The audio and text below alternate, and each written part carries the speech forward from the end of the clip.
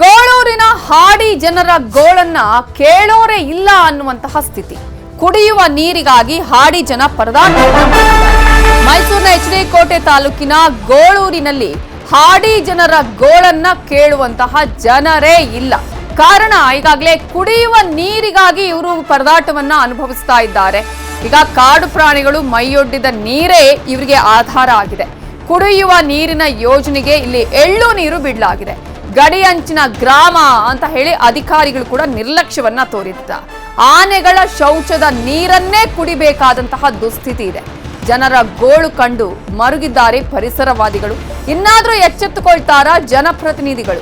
ಅಧಿಕಾರಿಗಳಂತೂ ಇದು ಕಾಡಂಚಿನ ಅಥವಾ ಕೊನೆ ಗ್ರಾಮ ಅನ್ನುವಂತಹ ಕಾರಣಕ್ಕಾಗಿ ಅವರ ಮತ ವಿಧಾನ ಇರುವಂತಹ ಸಂದರ್ಭದಲ್ಲಿ ಮಾತ್ರ ಜನಪ್ರತಿನಿಧಿಗಳು ಅಲ್ಲಿ ಹೋಗ್ತಾರೆ, ಓಟ್ ಕೇಳ್ತಾರೆ.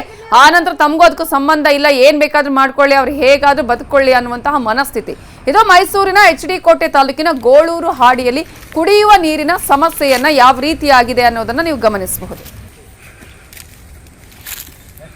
ನಾನು ಈ ಒಂದು ಗೋಳೂರು ಅಡಿಯ ಗೋಳನ್ನು ನೋಡಿ ಮಾನವ ಹಕ್ಕುಗಳ ಉಲ್ಲಂಘನೆ ಸ್ಪಷ್ಟವಾಗಿ ಆಗ್ತಾ ಇದೆ. ಮೂಲಭೂತ ಸೌಕರ್ಯಗಳ ವಂಚನೆ, ರಾಜ್ಯ ಸರ್ಕಾರ ಮತ್ತು ಜಿಲ್ಲಾಡಳಿತದ ನಿರ್ಲಕ್ಷ್ಯತೆಯಿಂದ ಕುಡಿಯೋ ನೀರಿಗೆ ಕೂಡ ಇಷ್ಟೊಂದು ತೊಂದರೆ ಇದೆ. ಕುಡಿಯೋ ನೀರು ಅದೇನೆ, ಎಲ್ಲ ಪಾತ್ರೆ ತೊಳೆಯೋದು, ಬಟ್ಟೆ ಒಗೆಯೋದಕ್ಕೆ ಎಲ್ಲದಕ್ಕೂ ಒಂದೇ, ಪ್ರಾಣಿ ಪಕ್ಷಿಗಳು ಕುಡಿಯೋದಕ್ಕೂ ನೀರು ಅದೇನೆ.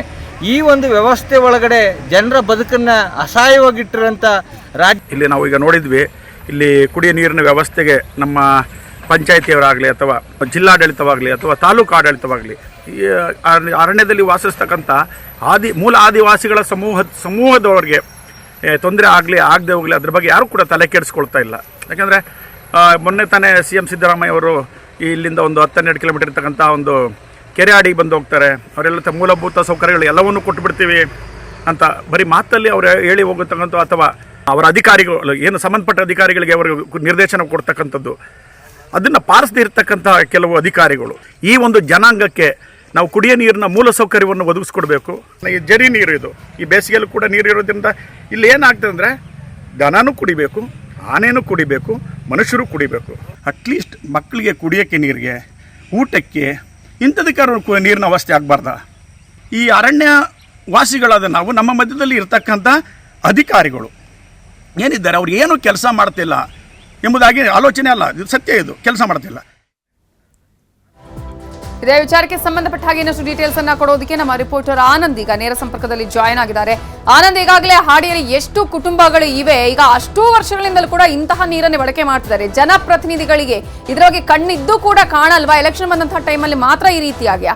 ಈಗ ಫಿಲ್ಟರ್ ನೀರು ಅಥವಾ ಬಿಸ್ಲರಿ ನೀರು ಕುಡಿಯುವಂತವ್ರಿಗೆ ಅಟ್ಲೀಸ್ಟ್ ಒಂದು ಬೋರ್ವೆಲ್ ಹಾಕ್ಸೋಣ ಅನ್ನುವಂತಹ ಒಂದು ಪ್ರಜ್ಞೆ ಕೂಡ ಇಲ್ವಲ್ಲ ಇಲ್ಲಿ ಅಂತ?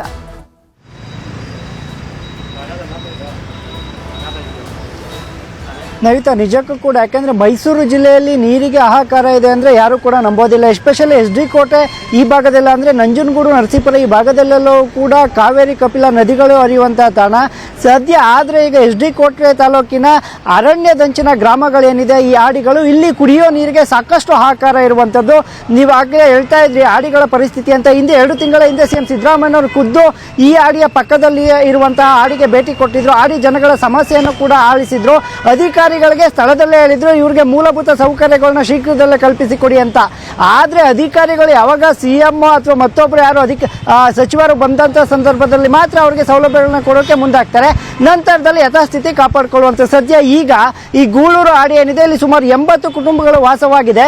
ಈ 80 ಕುಟುಂಬಗಳು ಕೂಡ ಏನು ಈ ಆನೆ, ಪ್ರಾಣಿ ಪಕ್ಷಿಗಳು ಕುಡಿಯುವಂಥ ಆ ಕೊಳಚೆ ನೀರನ್ನೇ ಅಡುಗೆಗೂ ಉಪಯೋಗಿಸ್ತಾರೆ ಹಾಗೂ ಕುಡಿಯೋ ನೀರಿಗೂ ಸಹ ಅದನ್ನೇ ಉಪಯೋಗಿಸ್ತಾರೆ. ಇದನ್ನು ವಿರೋಧಿಸಿ ಪರಿಸರವಾದಿಗಳು ಸಾಕಷ್ಟು ಪತ್ರಗಳನ್ನ ಸ್ಥಳೀಯ ಆಡಳಿತಕ್ಕೆ ಹಾಗೂ ತಾಲೂಕು ಆಡಳಿತ ಕೊಟ್ಟರು ಕೂಡ ಯಾವುದೇ ಪ್ರಯೋಜನ ಆಗಿಲ್ಲ. ಈ ನಿಟ್ಟಿನಲ್ಲಿ ಇನ್ನಾದರೂ ಮೈಸೂರು ಜಿಲ್ಲಾಡಳಿತ ಖುದ್ದು ಸ್ವತಃ CM ಸಿದ್ದರಾಮಯ್ಯನವರ ತವರು ಕ್ಷೇತ್ರ, ಅಲ್ಲಿ ಶಾಸಕರಾದ ಅನಿಲ್ ಚಿಕ್ಕಮಾದು ಏನಿದ್ದಾರೆ ಕೇವಲ ಅವರು ಮತಕ್ಕಷ್ಟೇ ಆಡಿ ಭಾಗಕ್ಕೆ ಹೋಗ್ತಾರೆ ಅನ್ನುವಂಥ ಆರೋಪಗಳು ಸಹ ಸಾಕಷ್ಟು ಕೇಳಿ ಬಂದಿವೆ. ಇನ್ನಾದರೂ ಆಡಿ ನಿವಾಸಿಗಳಿಗೆ ಮೂಲಭೂತ ಸೌಕರ್ಯಗಳನ್ನ ಒದಗಿಸಿಕೊಡ್ಲಿ ಅನ್ನೋದು ನ್ಯೂಸ್ 18ನ ಆಶಯ ಆಗಿರುವಂತದ್ದು. ನವಿತಾ ಜೈ, ನೀವು ಹೇಳ್ತಾ ಇದ್ರಿ ಈಗ ಎಲೆಕ್ಷನ್ ಟೈಮಲ್ಲಿ ಮಾತ್ರ ಅಂತ, ಅದು ನಿಜವಾಗ್ಲೂ ಕಾಣಿಸ್ತಾ ಇದೆ. ಒಂದು ವೇಳೆ ಇಲ್ಲಪ್ಪ ನನ್ಗೆ ಅಲ್ಲಿ ನೀರಿನ ಸಮಸ್ಯೆಗಳ ಬಗ್ಗೆ ಜನರಿಗೆ ಒಂದಷ್ಟು ಪರಿಹಾರ ಕಂಡುಕೊಳ್ಬೇಕು ಅಂತ ಹೇಳಿದ್ರೆ ಯಾವಾಗ್ಲೂ ಈ ಸಮಸ್ಯೆಗೆ ಪರಿಹಾರ ಸಿಗ್ತಾ ಇತ್ತು.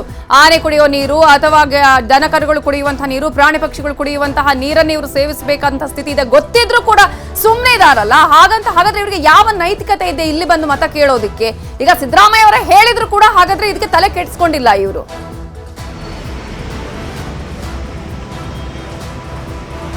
ನಡೀತಾ ನಿಜಕ್ಕೂ ಕೂಡ. ಯಾಕಂತೇಳಿದ್ರೆ ಅಧಿಕಾರಿಗಳು ನಗರ ವ್ಯಾಪ್ತಿಯಲ್ಲೇ ಕೆಲಸ ಮಾಡೋದು ಬಹಳ ಕಷ್ಟ. ಯಾಕಂತೇಳಿದ್ರೆ ಅಷ್ಟು ಗೊಡ್ಡು ಬಿದ್ದಿರುವಂಥದ್ದು. ಇನ್ನು ಅರಣ್ಯದಂಚಿನ ಗ್ರಾಮಕ್ಕೆ ಎಸ್ಪೆಷಲಿ ಕಾಡು ಜನರು ವಾಸ ಮಾಡುವಂಥ ಹಾಡಿಗಳಿಗೆ ಹೋಗಿ ಅವರ ಮೂಲಭೂತ ಸೌಕರ್ಯ ಕೇಳ್ತಾರೆ ಅಂದ್ರೆ ಅದು ನಿಜಕ್ಕೂ ಕೂಡ ವಿಪರ್ಯಾಸ. ಯಾಕಂತೇಳಿದ್ರೆ ಇಲ್ಲಿ ಮಾತಾಡಿಸ್ತೀನಿ ಇದೇ ವಿಚಾರಕ್ಕೆ ಸಂಬಂಧಪಟ್ಟ ಹಾಗೆ ನಮ್ಮ ಜೊತೆ ಮಾತಾಡೋದಕ್ಕೆ HD ಕೋಟೆಯ ತಹಶೀಲ್ದಾರ್ ಆಗಿರುವಂತಹ TSS ಶ್ರೀನಿವಾಸ್ ಅವರು ನಮ್ಮ ಜೊತೆ ಈಗ ಫೋನ್ ಸಂಪರ್ಕದಲ್ಲಿ ಜಾಯ್ನ್ ಆಗಿದ್ದಾರೆ. ನಮಸ್ತೆ ಸರ್. ನಮಸ್ತೆ ಮೇಡಮ್. ನಮಸ್ತೆ ಸರ್, ಗೋಳೂರಿನ ಹಾಡಿಯಲ್ಲಿ ಸಾಕಷ್ಟು ಕುಟುಂಬಗಳಿದೆ. ಅಲ್ಲಿ ಒಂದೇ ಒಂದು ನೀರಿನ ವ್ಯವಸ್ಥೆ ಇಲ್ಲ. ಪ್ರಾಣಿ ಪಕ್ಷಿಗಳು ಕುಡಿದಿರುವಂತಹ ನೀರು ಅಥವಾ ಅಲ್ಲಿ ಬಳಕೆ ಆಗುವ ನೀರನ್ನೇ ಕುಡಿಬೇಕು. ಅಟ್ಲೀಸ್ಟ್ ಬೋರ್ವೆಲ್ ವ್ಯವಸ್ಥೆ ಇಲ್ಲಿ ಮಾಡಿಸಬಹುದಲ್ವಾ, ಹೇಗೆ ಅಂತ? ಮೇಡಮ್ ಖಂಡಿತ ಮೇಡಮ್. ಈಗಾಗಲೇ ಜಲ್ ಜೀವನ್ ಮಿಷನ್ ಪ್ರಕಾರ ಎಲ್ಲ ಹಳ್ಳಿಗೂ ಸಹ ನಾವು ಜಲ್ ಜೀವನ್ ಮಿಷನ್ ಪ್ರಕಾರ ನೀರನ್ನ ಸಪ್ಲೈ ಆಗೋದಕ್ಕೆ ಮಾಡ್ತಾ ಇದೀವಿ. ಈಗೇನು ತಾವು ಗೋಳೂರು ಹಾಡಿಗೆ ಸಂಬಂಧಪಟ್ಟಂಗೆ ತಾವು ಈಗ ಹೇಳ್ತಾ ಇದ್ದೀರಾ, ನಾನು ಖಂಡಿತವಾಗ್ಲೂ ಸಹ ಅಧಿಕಾರಿಗಳಿಗೆ ಕಳಿಸ್ತಾ ಇದ್ದೀನಿ. ಇವಾಗ ಸರ್, ಸಿದ್ದರಾಮಯ್ಯ ಅವರೇ ಬಂದು CM ಅವರೇ ಅಲ್ಲಿಗೆ ಖುದ್ದು ಬಂದು ಇಲ್ಲಿ ವ್ಯವಸ್ಥೆನ ಸರಿ ಮಾಡಬೇಕು ಅಂತ ಹೇಳಿದಾರೆ. ಆದ್ರೂ ಕೂಡ ಇನ್ನೂ ಯಾವುದೇ ರೀತಿಯ ಸಮಸ್ಯೆಗೆ ಪರಿಹಾರ ಸಿಕ್ಕಿಲ್ಲ. ಎಸ್ ಮೇಡಮ್, ಅದನ್ನೇ ಇವಾಗ ಎಲ್ಲಾನು ಮಾಡ್ತಾ ಇದ್ದಾರೆ ಮೇಡಮ್. ನಾನೀಗ AWL ಡ್ರಿಂಕಿಂಗ್ ವಾಟರ್ಗೆ ಫೋನ್ ಮಾಡಿದ್ದೇನೆ. ಅವ್ರು ಹೋಗ್ತಾ ಇದ್ದಾರೆ ಅಲ್ಲಿಗೆ. ಇವಾಗ ಅಲ್ಲಿ ಎಲ್ಲಿ ನೀರಿನ ಸಮಸ್ಯೆ ಇದೆ ಅದನ್ನ ಬಗೆಹರಿಸೋದಕ್ಕೆ ಖಂಡಿತವೂ ನಾವು ಕ್ರಮ ತಗೊಳ್ತೀವಿ ಮೇಡಮ್. ಸರ್, ಈಗ ಬೋರ್ವೆಲ್ ಹಾಕ್ಸೋದಕ್ಕೆ ಎಷ್ಟು ಟೈಮ್ ಬೇಕು ಸರ್? ಈಗ ಎಷ್ಟು ದಿನದಲ್ಲಿ ಹಾಕಿಸ್ತೀರಿ ಈ ಸಮಸ್ಯೆಗೆ ಪರಿಹಾರ ಸಿಗುತ್ತೆ ಅಂತ? ಅಲ್ಲ, ಬೋರ್ವೆಲ್ ಒಂದು ದಿವಸದಲ್ಲೇ ಕೊರೆದು ಹಾಕ್ತಾರೆ. ನಾನು AWL ಹತ್ರ ಮಾತಾಡಿದ್ದೀನಿ. ಇವಾಗ ಗೋವಿಂದ್ ನಾಯ್ಕ್ ಅಂತ ಇದ್ದಾರೆ ನಮ್ಮ ರೂರಲ್ ಡ್ರಿಂಕಿಂಗ್. ಅದೇ ಎಷ್ಟು ದಿನ ಬೇಕಾಗ್ಬೋದು ಇದಕ್ಕೆ? ಈಗ ಬೋರ್ವೆಲ್ ಹಾಕ್ಸೋದಕ್ಕೆ ನಿಮ್ಗೆ ಟೈಮ್ ಎಷ್ಟು ಬೇಕಾಗತ್ತೆ ಇಲ್ಲಿ ಅಂತ?